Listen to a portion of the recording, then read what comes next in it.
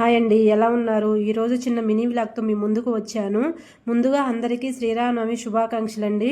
ఈరోజు శ్రీరామనవమి సందర్భంగా నేను ఇంట్లో ప్రసాదాలు చేశాను. ఈ నవమికి మనకి ముందుగా గుర్తొచ్చే ప్రసాదాలు పానకం, వడపప్పు, పులిహోర అండి. ఇవి బాగా గుర్తొస్తాయి. ప్రతి సంవత్సరం ఈ పండగకి కంపల్సరీ ఈ ప్రసాదాలు చేసుకుంటారండి. ప్రతి ఒక్క ఊరిలో రాముల వారి కళ్యాణానికి వెళ్ళినా ఈ పులిహోర, పానకం, వడపప్పు కంపల్సరీ ప్రసాదంగా పెడతారు.